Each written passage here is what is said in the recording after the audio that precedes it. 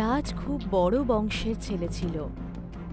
কিছুদিন পরেই ওর বিয়ে হওয়ার কথা, আর ও নিজের ব্যাচেলর পার্টি করার জন্য ওদের ফার্ম হাউসে যেতে চেয়েছিল। বাবা, আমি আমাদের ফার্ম হাউসে যেতে চাই কেন? ব্যাচেলর পার্টি করতে। কিন্তু তুই তো এটা জানিস যে তোর দাদু সব সময় ওখানে যেতে বারণ করতেন। হ্যাঁ, আমি সেই জন্যই তো বলছি, কারণ ঠাকুরদা তো এখন এই পৃথিবীতে নেই। আমি তোকে আটকাচ্ছি না, কিন্তু তাও বলছি গুরুজনদের কথা মন দিয়ে শুনতে হয়। যদি সম্ভব হয় যাস না ওখানে। ওকে বাবা। মানুষ সেটাই করে যে কাজটা করতে তাদের বারণ করা হয়। আর ঠিক তাই জন্যই রাজও ফার্ম হাউসে যাওয়ার জন্য ব্যস্ত হয়ে উঠল।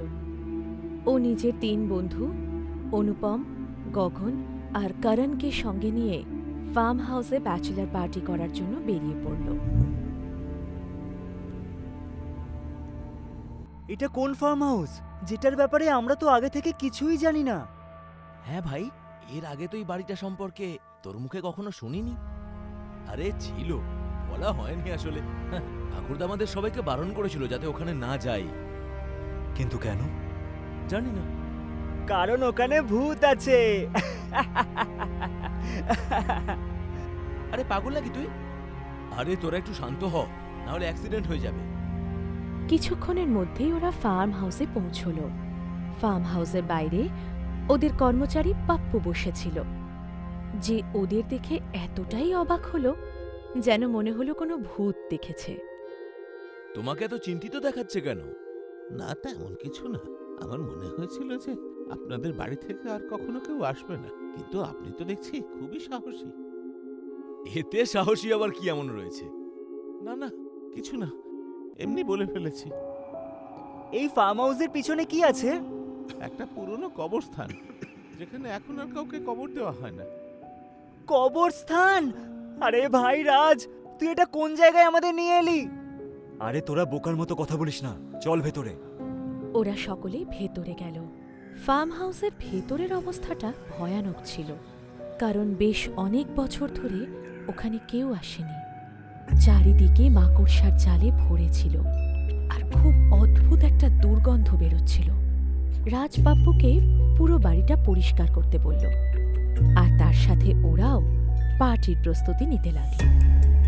তোরা সবাই কাজ কর, আমি ওয়াশরুম থেকে আসছি। ঠিক আছে। রাজ ওয়াশরুম খুঁজছিল, আর ঠিক সেই সময়ই ও কোনো মেয়ের পায়ের নুপুরের শব্দ পেল। ও কোনো কিছু না বুঝেই ওই আওয়াজটা অনুসরণ করতে লাগলো। সেই আওয়াজটা ওকে নিজের সাথে বাইরে নিয়ে যাচ্ছিল।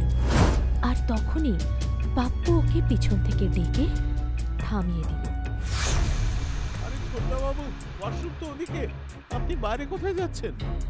আরে আমার এমনটা মনে হলো যেন কোনো একটা মহিলা হেঁটে যাচ্ছে। একটা নুপুরের আওয়াজ পাচ্ছিলাম আমি। চুপ করে যা ভাই, ফালতু আমাদের ভয় দেখাস না। আরে আমি সত্যি বলছি।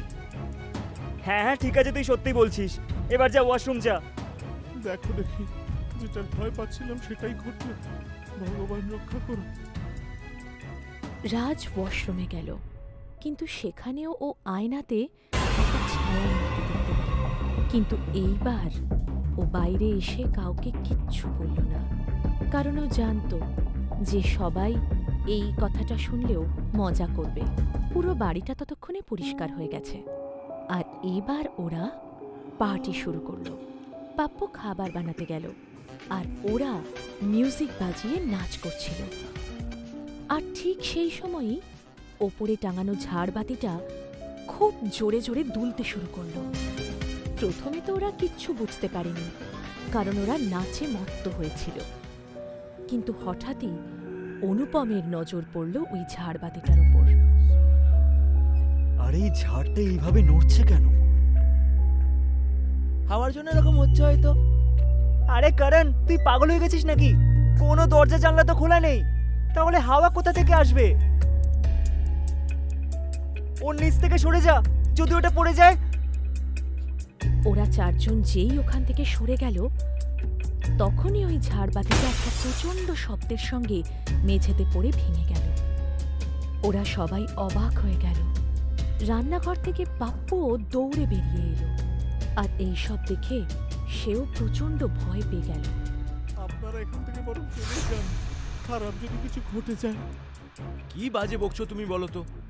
হ্যাঁ ছোটদা বাবু, আপনাকে হয়তো কেউ এটা বলেনি, কিন্তু এখানে একটা ভয়ঙ্কর ডাইনি থাকে, সে আপনাদের সবাইকে মেরে ফেলবে। কি ডাইনি? আচ্ছা, তাহলে তুমি এত বছর বেঁচে আছো কি করে? ঝাড়বাতির স্ক্রু হয়তো ঢিলে হয়ে গেছিল, সেই জন্য পড়ে গেছে। এর মধ্যে আবার ডাইনি কোথা থেকে এলো? কিন্তু ছোটদা বাবু, এত কথা বলো না, যাও গিয়ে খাবারটা রেডি করো। রাজও কিছুটা ভয় পেয়ে গিয়েছিল, কিন্তু ও পার্টিটা নষ্ট করতে চায়নি। তখনই হঠাৎ সিঁড়ির ওপর ওরা সকলেই একটা ছায়া মূর্তি দেখতে পেল। তখন ওরা সকলেই ভয় পেয়ে গেল। তোরা তাহলে অবশেষে এলি।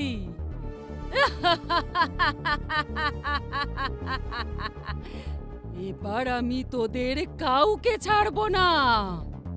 ও শিট, এ আবার কে? আরে এটা কি ওই ডাইনিটাই নাকি, যার কথা তোমার চাকর এতক্ষণ বলছিল আমাদেরকে? পাপ্পু, পাপ্পু, আরে পাপ্পুটা আবার কোথায় গেল? তখন ওরা দৌড়তে দৌড়তে রান্নাঘরে পৌঁছল, কিন্তু সেখানে কেউ ছিল না, আর রান্নাঘরের জানলাটাও খোলা ছিল। ওরা বুঝতে পারল যে পাপ্পু পালিয়ে গেছে। এই পাপ্পুটা তো খুবই অকৃতজ্ঞ দেখছি, পালিয়ে গেল। ওরা যখনই জানলাটার দিকে এগোলো, জানলাটা হঠাৎ নিজে থেকেই বন্ধ হয়ে গেল।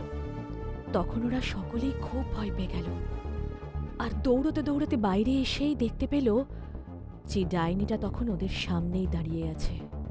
তার চেহারা এতটাই ভয়ঙ্কর ছিল যে ভয়তে সবার হাত পা কাঁপতে থাকলো। কালো লম্বা খোলা চুল, বড় বড় দাঁত আর নখ, আর চোখ দিয়ে গড়িয়ে পড়া রক্ত। আমরা আমরা আমরা কোনো পার্টি করব না, আমরা চলে যাব এখান থেকে, দেখে নিও।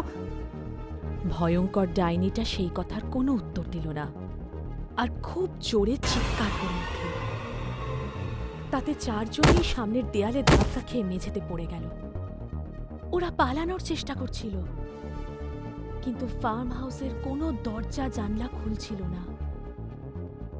তখন সেই ভয়ঙ্কর ডাইনি রাজের কাছে এগিয়ে এলো, আর ওর গলা টিপে ধরে ওকে শূন্যে তুলে ধরল। ডাইনিটা বড় বড় দাঁত দিয়ে ওর গলায় কামড় বসাতেই যাচ্ছিল। ঠিক তখনই হঠাৎ ফার্ম হাউসের দরজাটা খুলে গেল, আর পাপ্পু একজন তান্ত্রিকের সাথে সেখানে দাঁড়িয়েছিল।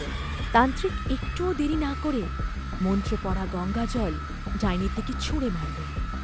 তাতে ডাইনিটা মাটিতে গড়িয়ে পড়ল, ওর সাথেই রাজও গড়িয়ে পড়ল। তান্ত্রিক এগিয়ে এসে তখনই সেই ডাইনিটাকে বশীভূত করে নিল। আমি তো ভেবেছিলাম তুমি পালিয়ে গেছিলে পাপ্পু। না ছোটদা বাবু, আমি আপনাদের বাড়ির নুন খেয়েছি। আমি তো এই বাবাজিকে ডাকতে গিয়েছিলাম, কারণ আমি বুঝতে পেরেছিলাম যে এখানে কি ঘটতে চলেছে। বল, তুই কেন এদের সবাইকে মারতে চাইছিলি?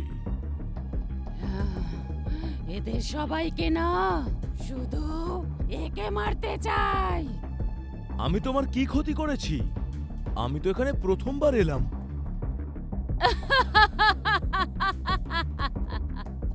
আমার প্রশ্নের উত্তর দে। আজ থেকে বহু বছর আগে এই বাড়ির পেছনের কবরস্থানে ওর দাদু আমাকে জীবন্ত কবর দিয়ে দিয়েছিল। আর যে মহিলাকে এত কষ্ট দিয়ে জীবন্ত কবর দিয়ে দেওয়া হয়, সে এইভাবে ডাইনি হয়ে ফিরে আসে। আর যে কবর দিয়েছিল তার পরিবারের সমস্ত সদস্যকে মেরে ফেলে। আমি তো ঠাকুমাকে মেরে ফেলেছিলাম, কিন্তু তারপর সবাই এই বাড়ি ছেড়ে চলে গেছিল। আমি অপেক্ষা করতে থাকলাম যে কবে কেউ ফিরে আসবে, আর আজ ও এসে গেছে। আমার ঠাকুরদার ভুলের শাস্তি তুমি আমাকে দেবে? এরা শুভ চিন্তা করতে পারে না, ওর সঙ্গে কথা বলে কোনো লাভ নেই। আমি ওকে আটকাচ্ছি, তোমরা যাও, ওর কবর খুঁজে বার করে ওর কঙ্কালটা পুড়িয়ে দাও। সেই কথা শুনে ভয়ঙ্কর ডাইনিটা খুব জোরে চিৎকার করল। হঠাৎই আবহাওয়া বদলে গেল, বিদ্যুৎ চমকাতে থাকলো, আর বৃষ্টি শুরু হয়ে গেল। ওরা চারজনে কবরস্থানে গিয়ে ওই ডাইনিটার কবর খুঁজতে শুরু করলো, কিন্তু কিছুক্ষণের মধ্যেই ভয়ঙ্কর ডাইনিটা সেই তান্ত্রিকের কবজা থেকে নিজেকে মুক্ত করে নিল। ও সঙ্গে সঙ্গে কবরস্থানে পৌঁছেই রাজের গলা টিপে আবার শূন্যে তুলে ধরল। ও রাজকে মেরেই ফেলতে যাচ্ছিল।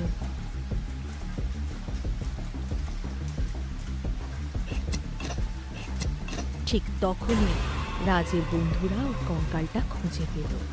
সঙ্গে সঙ্গে তারা সেই কঙ্কালটাকে পুড়িয়ে দিল। কঙ্কালটা পুড়ে যেতেই ডাইনিটা খুব জোরে চিৎকার করে উঠল আর অদৃশ্য হয়ে গেল। আমাকে ক্ষমা করে দিও। আমার ঠাকুরদা তোমার সঙ্গে যা কিছু করেছিল তা খুবই ভুল করেছিল। রাজের বন্ধুরা তখন ওকে তুলে নিয়ে বাড়ির ভেতরে গেল। ওদের মধ্যে কেউ সেই রাতের ঘটনাটা কোনো দিন ভুলতে পারে না।